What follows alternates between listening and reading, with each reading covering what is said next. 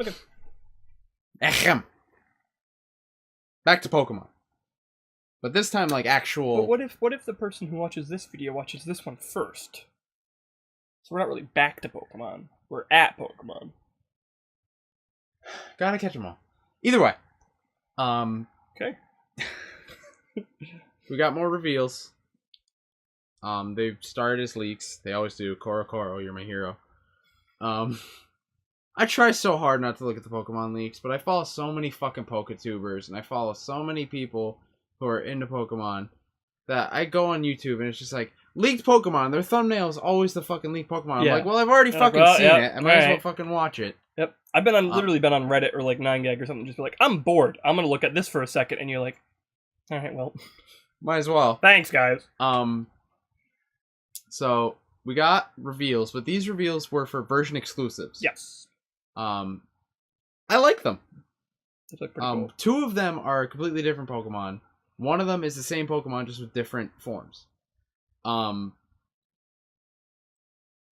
Essentially, long story short, the Sun and Moon both have like ape Pokemon. Sun gets a simian, lemur-looking Pokemon, and I'm pretty sure he's normal fighting, if I remember correctly. And then Moon gets an orangutan who's normal psychic. Obviously, I want the orangutan. But you gotta let your brother know which one you get, so he can get the opposite. He's been asking me every day. He's getting Sun because I'm getting Moon. Okay. Because Lunala. For real. And then the more interesting one that I like is Lycanroc, which is Rockruff's evolution.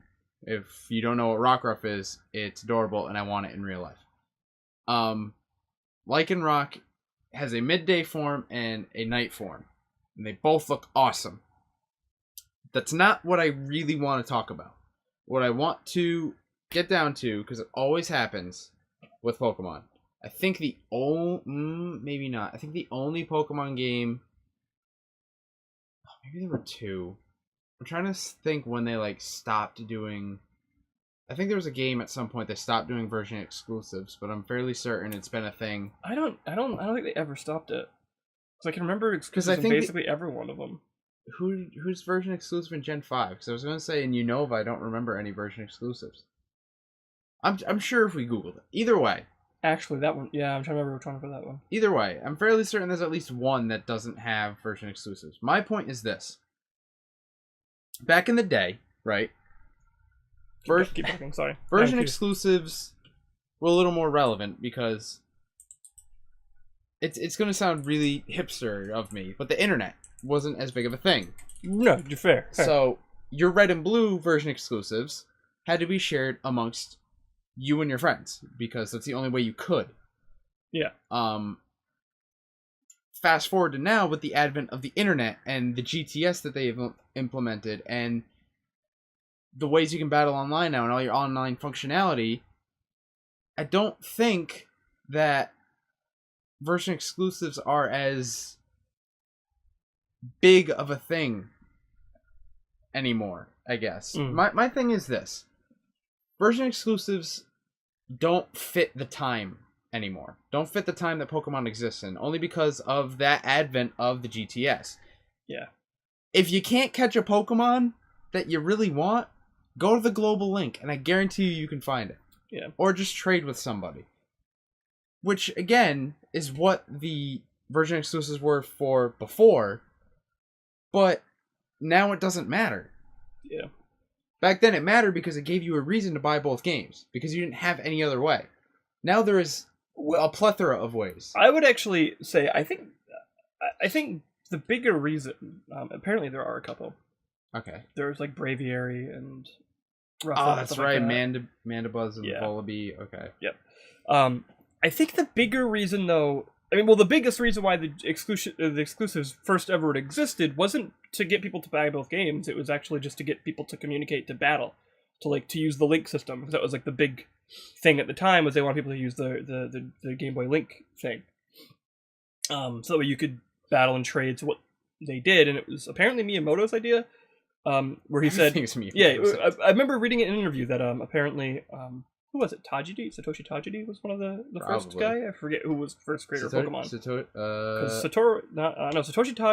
Satoshi Tajiri and Yeah, Ken Junichi Sugimori. Masuda. That's what it was, and then Ken Sugimori showed up at some point. The thing was, they were like, well, we want to get people to trade and make it a social thing, so he had said, like, let's make 2 different versions of the game, and you can have only certain Pokemon here and only certain Pokemon here, so it makes people have to communicate and trade and battle, and then it gets people to use the link system, which is like they were trying to like really put in. So I think that was the initial idea. I don't think it was as malicious as people like to make it out, like financially. I think it really was just that of a social aspect. The problem is maybe it's because we're older and we don't see that side. The hard part for me is if it's true, if there are still tons of children who play this game and still get something out of it like we used to on the bus, where you're trading with people and whatnot, if that does exist... steal my red version and then gave it back to me, you're a nice person for that, but you fucking just... No. But if that does happen, even to a small amount of people in the world, I still have to say I would rather have the exclusives there, because those moments are awesome. To be like, hey, I have this Pokemon that you don't have. Do you want to trade? And I guess, but I think the whole idea of, personally at least, when people go, oh, well, I got to get both games because they have exclusives, I'm just like, why? I just trade for them. That's literally on the X and Y. Like one of the first things I did when I opened up the GTS was I just went on and trade exclusive Pokemon. Like I think that was pretty cool. It's one of those weird things of like, I have something that you want, and you have something that I want. Also, I think me and John traded a Pokemon too. Or maybe it was me and Julian. I think maybe Julian had Y. Like I remember trading with people like Pokemon that I couldn't get and they wanted. I still think those moments are kind of cool. I don't think they're as big. If I was going to say this, what I would say with version exclusives, honestly, personally, I just don't think there's enough of them to make it really worth it. So like either get rid of them and not make it a thing anymore, and just make like maybe the stories play out slightly differently, or just make one game and do it that way, or make the exclusives, like the exclusivity of the 2 versions, mean more, and then take it even further.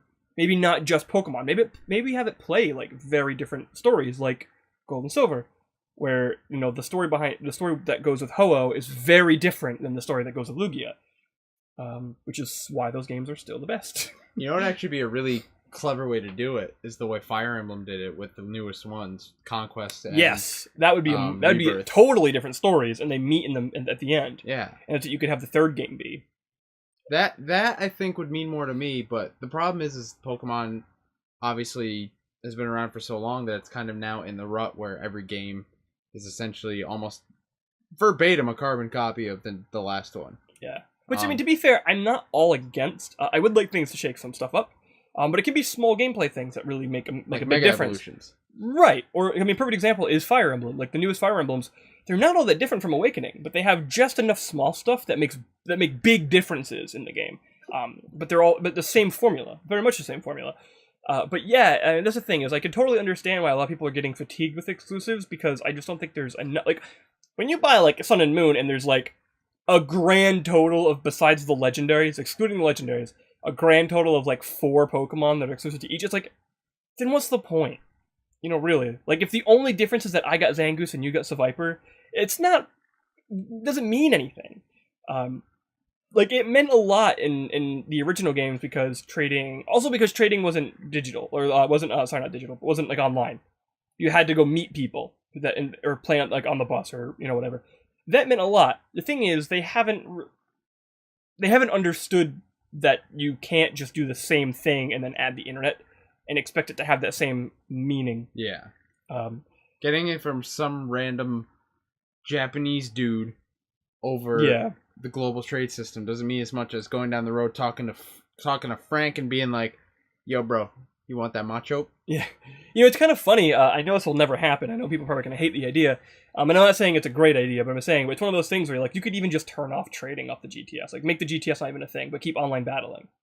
And I think that would actually still make version exclusives then mean something, because I'd still, then I could go, if I get Moon and your brother gets Sun, I could be like, hey, Riley, I want this Pokemon. If you find one, can you catch it? And I'll give you, an exclusive myself.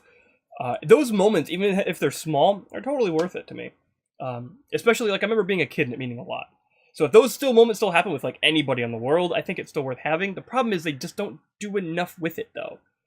When it's literally like this, like, even the black and white stuff, what is that, like a grand total of, like, literally 4 Pokemon, maybe 4 to 6 Pokemon, besides the legendaries? Like, it's, and I say 4 to 6, 3 of them are evolutions, like, of each other. Or like a family, I mean, like an evolution family. That's not, and Honchkrow doesn't actually count, because it's old gen Pokemon. And so is Rufflet, right, at that point? No, that's a newer Pokemon.